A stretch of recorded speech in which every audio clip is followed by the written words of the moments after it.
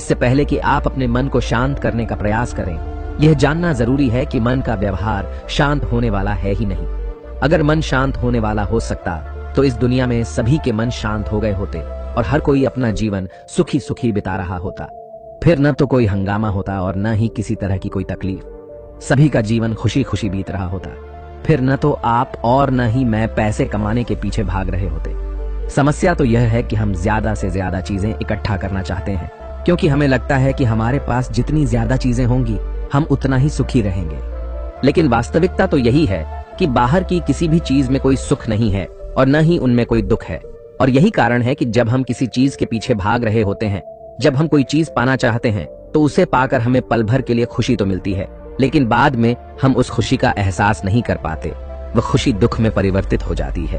और इसी प्रकार से हम एक चीज से दूसरी चीज, दूसरी से तीसरी चीज के पीछे लगातार भागते रहते हैं, क्योंकि हमें ऐसा ही लगता है कि यदि हम वह चीज पा लेंगे तो हम सुखी हो जाएंगे। लेकिन वास्तविकता में वही सुख हमारे दुख का कारण बन जाता है, जिस कारण हमारा मन बेचैन रहने लगता है।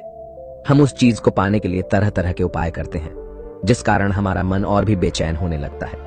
और यह बेचैनी धीरे धीरे चिंता का रूप ले लेती है और हमारा मन पूरी तरह से अशांत हो जाता है। हमें कुछ भी अच्छा नहीं लगता।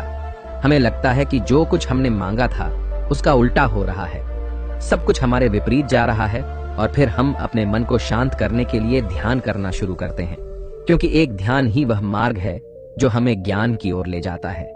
वह हमें यह बताता है कि बाहर किसी भी चीज में कोई सुख नहीं है और न ही दुख है। दुख और सुख तो हमारे मन का भ्रम है। यह हमारे मन की एक उपज है, जिसके लालच में हमारा मन हमें यहाँ वहां भगाता रहता है। जैसे कि महीनों से भूखे एक भिखारी को अगर एक सूखी रोटी भी मिल जाए तो वह उसके लिए सुख है, वह उसके लिए अमृत है।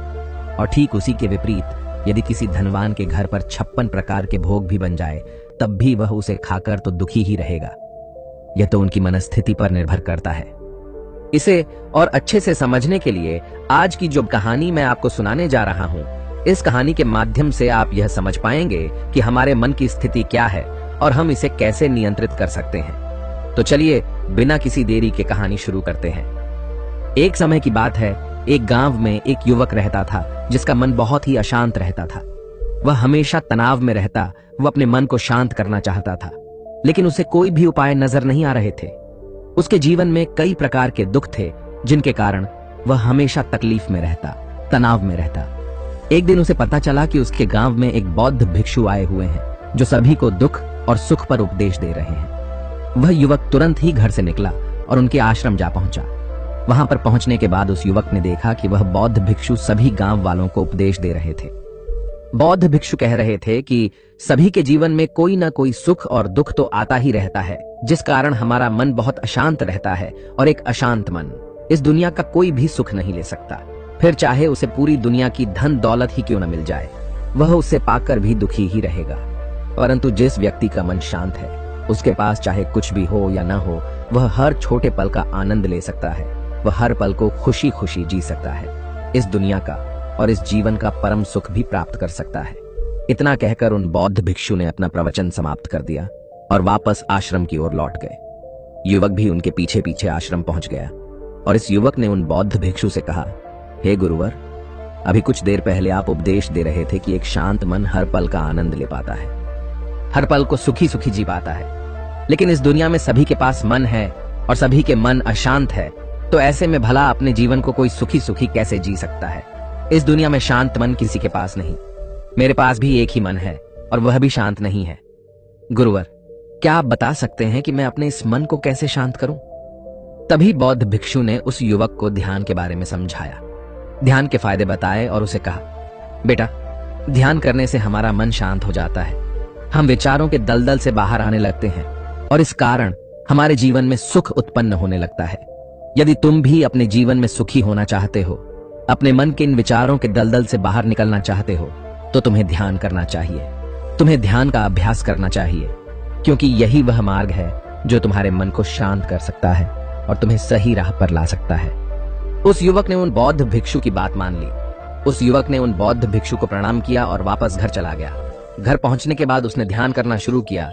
वह रात भर ध्यान करता रहा, लेकिन उससे उसे कोई लाभ नहीं हुआ। इस कारण वह अगली सुबह फिर से उन बौद्ध भिक्षु के पास पहुंचा और उन बौद्ध भिक्षु से कहता है, गुरुवर, आपके कहे अनुसार मैंने रात भर ध्यान किया है, लेकिन उससे मुझे कोई लाभ नहीं हुआ। मेरा मन तो अभी भी अशांत है। आप तो कह रहे थे कि ध्यान करने से हमारा मन शांत हो जाता है। तभी वह बौद्ध भिक्षु उस युवा से कहते हैं, ध्यान कोई एक बार करने की चीज नहीं है, ये तो अभ्यास है और धीरे धीरे समय के साथ मन शांत होता जाएगा। इस पर वह युवक कहता है, हे गुरुवर, मेरे पास इतना समय नहीं है, मुझे कोई ऐसा मार्ग बताइए जिससे जल्दी जल्दी मेरा मन शांत हो जाए और मैं खुशी खुशी अपना जीवन जीने लग जाऊं। ऐसे तो मेरा बहुत समय बर्बाद हो जाएगा। मुझे कुछ ऐसा बताइए गुरुदेव जिससे मेरा मन आज के आज और अभी शांत हो जाए, जिससे मैं सुख की अनुभूति कर पाऊं, मुझे सुकून मिले। उस युवक की यह बात सुनकर बौद्ध भिक्षु मुस्कुराने लगे। उन्होंने उस युवक से कहा, बेटा, मेरे पास तुम्हारे लिए कुछ ऐसा है जिससे तुम्हारा मन अभी के अभी शांत हो जाएगा। इतना कहकर वह बौद्ध भिक्षु अपने आश्रम में गए और अंदर से एक घड़ा लेकर आए और उस युवक को थमाते हुए कहते हैं, जाओ और पास की बह रही उस नदी से इस घड़े में पानी भर कर लाओ।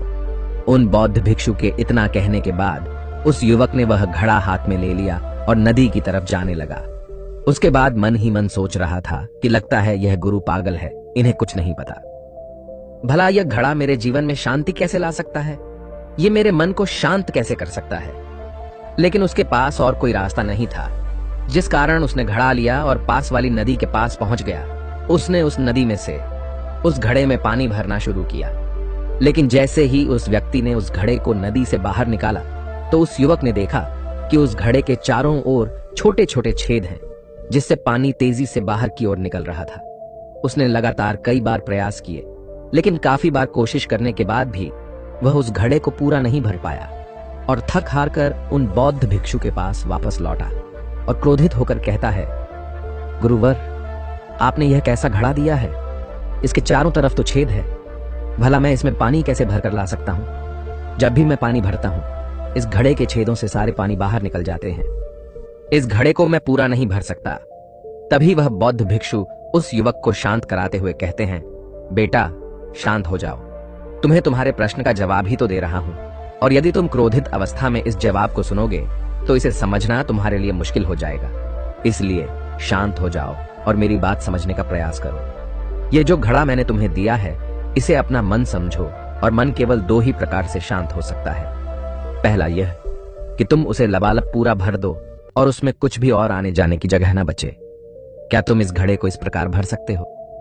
इस पर वह युवक कहता है, हे गुरुवर, मैं इस घड़े को लबालब नहीं भर सकता, क्योंकि जब भी मैं इसमें पानी भरता हूं, सारा पानी तो छेद से बाहर निकल जाता है। तभी वह बौद्ध भिक्षु उस युवक से कहते हैं, ठीक इसी तरह हम भी अपने मन को कभी नहीं भर सकते। हम जितना इसमें डालते जाएंगे, वह सब कुछ हमारे शरीर के द्वारा बाहर आता रहेगा। फिर चाहे वह क्रोध हो, प्रेम हो या फिर दया, हम जो भी अपने अंदर आने देते हैं, वही हमारे अंदर से बाहर भी आता है। और इसीलिए मैंने तुम्हें छेदों वाला घड़ा दिया, क्योंकि ये हमारी मन के जैसा ही है। और जब हम इस मन को बस भरना चाहते हैं, तब तुम अपना समय बेकार कर रहे हो। क्या तुम्हें एक पल के लिए भी ये नहीं सोचा कि इसी प्रकार तो तुम अपने मन को भरने में भी लगे हुए हो? क्या इससे तुम्हारा समय बर्बाद नहीं हो रहा? क्या इससे तुम्हारा जीवन बर्बाद नहीं हो रहा? क्योंकि जिस भी चीज से तुम अपने मन को भरोगे, वह तो बाहर निकल ही जाएगी। उस युवक को अपनी गलती का एहसास हुआ। वह तुरंत उन बौद्ध भिक्षु के चरणों में गिर गया और उन बौद्ध भिक्षु से कहता है, गुरुवर, आपने सच कहा। मैंने कभी भी इसके बारे में नहीं सोचा कि मैं अपना जीवन अपने आप ही बर्बाद कर रहा था। ठीक है, मैं तो इस बात से अनजान था, लेकिन आज आपने मेरी आंखें खोल दी। परंतु गुरुवर, अगर यह मन को पूरी तरह भरने का पहला तरीका मन को शांत नहीं कर सकता, तो मन को शांत करने का दूसरा तरीका कौन सा है? गुरुवर मुस्कुराते हुए उस आदमी से कहते हैं, दूसरा तरीका है कि अपने मन को पूरी तरह खाली कर दो। इस पर वह व्यक्ति कहता है, गुरुवर, आप ही मुझे बताइए कि मैं अपने मन को खाली कैसे कर सकता हूं। तभी बौद्ध भिक्षु कहते हैं, बेटा, यह तो बहुत ही सरल है। बाहर का कूड़ा अपने भीतर मत जाने दो। इस प्रकार तुम्हारा मन अपने आप ही खाली हो जाएगा।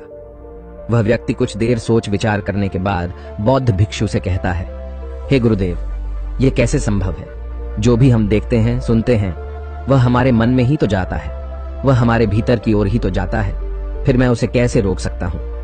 इस पर बौद्ध भिक्षु मुस्कुराने लगे और उस युवक से कहते हैं, बेटा, मैं तुम्हें यही तो समझाने का प्रयास कर रहा हूं कि मन को केवल ध्यान से ही जीता जा सकता है और एक दिन ध्यान करने से कुछ नहीं होने वाला। हमें इसके लिए समय देना होगा, हमें इसके लिए धैर्य रखना होगा, इसका निरंतर अभ्यास करना होगा। आगे बौद्ध भिक्षु उस युवा से कहते हैं, बेटा क्या तुम्हें प्यास लगी है? युवक कहता है, हाँ गुरुवर, मुझे बहुत जोरों की प्यास लगी है। इस पर उन बौद्ध भिक्षु ने उस युवक को पानी पिलाया और कहा, ये लो पानी पी लो, इससे तुम्हारी प्यास बुझ जाएगी। लेकिन मुझे एक बात बताओ, क्या आज पानी पी लेने से फिर तुम्हें कभी प्यास नहीं लगेगी? तुम कभी फिर मुझसे पानी नहीं मांगोगे? इस पर वह युवक कहता है, गुरुवर आप कैसी बातें कर रहे हैं? पानी तो हमारे जीवन का एक हिस्सा है, इसके बिना तो हम मर जाएंगे। और आप कह रहे हैं कि आज पानी पी लो और उसके बाद मैं कभी पानी ना पीऊं। यह भला कैसे संभव है? प्यास तो हमें रोज आती है और हम रोज पानी पीते हैं, इसके बिना तो हम मर जाएंगे। तभी बौद्ध भिक्षु मुस्कुराते हुए उस युवक से कहते हैं, ठीक इसी प्रकार एक दिन के ध्यान से हमारा मन शांत नहीं हो सकता। उसे भी रोज भूख लगती है और उसे रोज रोज हमें आहार भी देना पड़ता है। उससे भी रोज पानी पीने की जरूरत पड़ती है और ठीक उसी प्रकार हमें हर दिन ध्यान करने की भी जरूरत पड़ती है। और जब हम निरंतर ध्यान करते हैं, इसका अभ्यास करते हैं, तो देखते ही देखते हमारे मन की भूख शांत होने लगती है और एक समय पर हमारा मन सारे विचार उत्पन्न करना बंद कर देता है।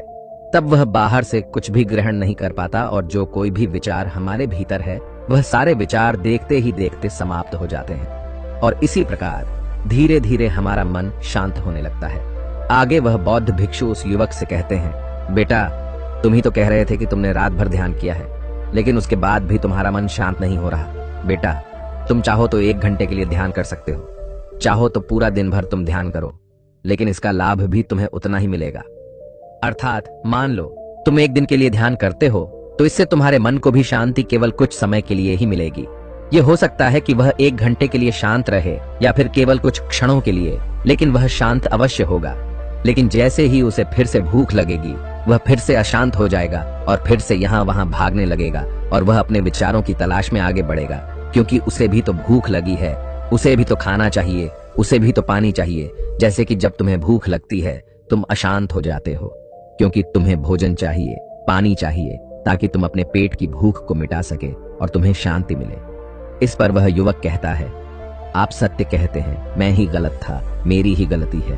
मैं अपने मन को अवश्य शांत करके रहूंगा, फिर चाहे इसके लिए मुझे कितना भी समय क्यों न लग जाए। मैं भी उस सुख को प्राप्त करके ही रहूंगा। मैं इस खाली घड़े में पानी भरकर अपने जीवन को बर्बाद नहीं करना चाहता। मैं अपने मन को शांत करके ही रहूंगा। मैं अपने मन को पूरी तरह से खाली कर दूंगा। इतना कहकर उस युवक ने उन बौद्ध भिक्षुओं को प्रणाम किया और वापस अपने घर की ओर लौट गया। दोस्तों, हम लोगों के जीवन में भी कई प्रकार की समस्याएं हैं और हम उन समस्याओं का समाधान करना चाहते हैं और अंत में हमें जो मार्ग मिलता है वह ध्यान है। हम ध्यान तो करना चाहते हैं, लेकिन हम उसके परिणाम को तुरंत पाना चाहते हैं। जब हम शुरू में ध्यान करते हैं तो हमें उसका कुछ भी लाभ नहीं मिलता और हमें लगता है कि यह व्यर्थ है, इससे हमें कोई भी फायदा नहीं होने वाला, क्योंकि हमें तो सब कुछ जल्दी जल्दी चाहिए। लेकिन वास्तविकता तो यही है कि ध्यान सब्र और समय मांगता है और साथ ही उसे शांति भी चाहिए। परंतु हम इतने अशांत हैं कि हमारे भीतर ये तीनों चीजें नहीं हैं। इसीलिए अपने भीतर धैर्य पैदा करें। जब आपके भीतर धैर्य पैदा होगा, तभी आप सब्र, समय और शांति के महत्व को समझ पाएंगे और फिर आपका समय चाहे कैसा भी क्यों न चल रहा हो, आप हर समय खुश रहना सीख जाएंगे। अगर आपका मन अशांत है तो यह किसी और के हाथों में नहीं है कि वह आपके मन को शांत कर सके। यह तो आपके हाथों में है कि आप अपने मन को किस प्रकार और कितनी देर तक के लिए शांत कर सकते हैं।